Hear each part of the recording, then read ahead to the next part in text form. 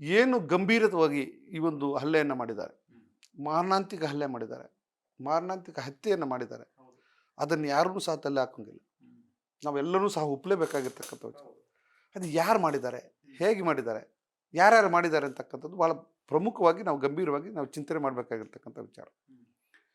ಈಗ ಚಾರ್ಜ್ ಶೀಟಲ್ಲಿ ಪೊಲೀಸರು ಹೇಳ್ತಾ ಇದ್ದಾರೆ ಅನ್ನೋದಾದರೆ, ಇವರು ಕಣ್ಣಿಗೆ ಹೊಡೆದಿದ್ದಾರೆ, ತನ್ನ ಬೂಟ್ ಕಾಲುಗಳಿಂದ ಎದೆ ಮೇಲೆ ಇಟ್ಟು ಮೂಳೆ ಮುರಿಯೋ ಥರ ಅದನ್ನು ಒದ್ದಿದ್ದಾರೆ, ಮರ್ಮಾಂಗಕ್ಕೆ ಹೊಡೆದಿದ್ದಾರೆ. ಸೊ ಬೇರೆ ಬೇರೆ ಭಾಗಗಳಲ್ಲಿ ಹಲ್ಲೆ ಮಾಡಿದ್ದಾರೆ ಅಂತಕ್ಕಂಥ ವಿಚಾರ. ಪ್ರಾಸಿಕ್ಯೂಷನ್ ಏನಾದರೂ ಪೂರಕವಾಗಿರ್ತಕ್ಕಂಥ ಸಾಕ್ಷಿಗಳನ್ನು ಒದಗಿಸಿದ್ದೇ ಆದರೆ ಖಂಡಿತವಾಗ್ಲೂ ಸಹ ಇವ್ರಿಗೆ ಕನ್ವಿಕ್ಷನ್ ತಪ್ಪೋದಿಲ್ಲ ಅಂತಕ್ಕಂಥದ್ದನ್ನು ನಾನು ಹೇಳಲಿಕ್ಕೆ ಬಯಸ್ತೀನಿ.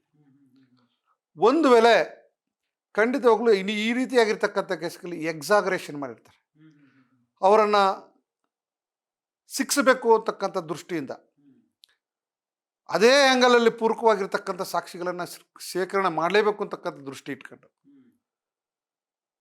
ಆ ವ್ಯಕ್ತಿಯನ್ನ ನಾವು ಮಾಡಿರ್ತಕ್ಕಂಥ ಆರೋಪವನ್ನು ನಿಜ ಮಾಡಬೇಕು ಅಂತ ದೃಷ್ಟಿಯಿಂದ ತನಿಖೆ ಮುಂದುವರಿಸಿದ್ರೆ, ಆ ನಿಟ್ಟಿನಲ್ಲಿ ಸಾಕ್ಷಿಗಳನ್ನು ಇವರೇ ಸೃಷ್ಟಿಯಾಗಿ ಮಾಡಿದರೆ ಅಥವಾ ಒತ್ತಾಯಪೂರ್ವಕ ಸಂಬಂಧಪಟ್ಟಿರ್ತಕ್ಕ ಸಾಕ್ಷಿಗಳನ್ನು ಅಲ್ಲಿ ಸೇರಿಸಿದರೆ, ದಾಖಲಾತಿಗಳನ್ನು ಇವ್ರಿಗೆ ಶಿಕ್ಷೆ ಕೊಡಿಸ್ಬೇಕು ಅಂತಕ್ಕಂಥ ಉದ್ದೇಶಪೂರ್ವಕವಾಗಿ ಅವ್ರು ಮಾಡಿದರೆ, ಎಲ್ಲೋ ಒಂದು ಕಡೆ ಈ ಬಿಫೋರ್ ದಿ ಕೋರ್ಟ್ ಅವರಲ್ಲಿ ಕೋರ್ಟ್ ಮುಂದೆ ಇವ್ರು ಸಿಕ್ಕಾಕಂತಾರೆ.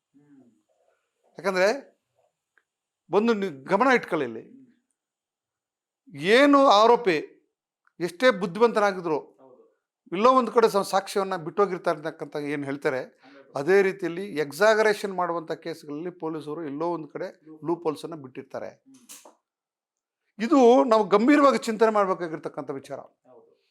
ಈ ದೇಶದಲ್ಲಿ ಅನೇಕ ಕೇಸ್ಗಳು ಇವತ್ತಿನ ದಿವಸ ಈ ದೇಶದಲ್ಲಿ ಸೆನ್ಸೇಷನಲ್ ಕೇಸ್ಗಳನ್ನು ಬಿಟ್ಟೋಗಿರ್ತಕ್ಕಂಥದ್ದು ಏನು ಪೊಲೀಸವರ ವಿಫಲತೆಯಿಂದ ಅಥವಾ ಪೊಲೀಸರು ಎಕ್ಸಾಗರೇಷನಿಂದ ಅಥವಾ ಪೊಲೀಸರು ಅತಿರೇಕದ ವರ್ತನೆಗಳಿಂದ ಅಥವಾ ಪೊಲೀಸರು ಅತಿರೇಕ ಇಂಟ್ರೆಸ್ಟ್ ತೋರಿಸಿರೋದ್ರಿಂದ ನಾರ್ಮಲ್ ಇನ್ವೆಸ್ಟಿಗೇಷನ್ ಬಿಟ್ಟು ವ್ಯಾವಹಾರಿಕವಾಗಿ ಏನು ಕಾನೂನಾತ್ಮಕವಾಗಿರ್ತಕ್ಕಂಥ ತನಿಖೆ ಬಿಟ್ಟು ವ್ಯಾಪ್ತಿ ಮೀರಿ ತನಿಖೆ ಮಾಡುವಂಥ ಪ್ರಯತ್ನಗಳು ಮಾಡಿದರೆ ಖಂಡಿತವಾಗ್ಲೂ ಸಹ ಕೋರ್ಟಲ್ಲಿ ಟೆಸ್ಟಿಫೈ ಮಾಡುವಂಥ ಸಂದರ್ಭದಲ್ಲಿ ಸಹಜವಾಗಿ ಅದನ್ನು ಸಿಕ್ಕಾಕುವಂಥ ಸಂದರ್ಭಗಳು ಇರ್ತವೆ.